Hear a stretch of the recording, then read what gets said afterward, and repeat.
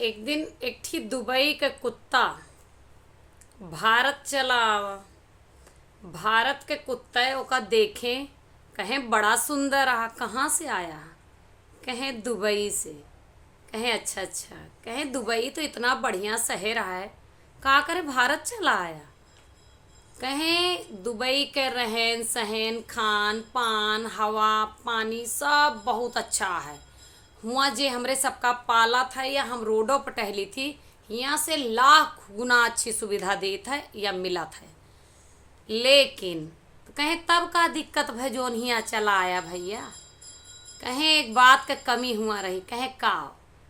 कहें जौन भौंके के आज़ादी भारत में मिलत है ना, वो कहूँ ना मिलत। चाहे मनई का चाहे कुत्तन का, हियाँ दिल खोल के भौंका।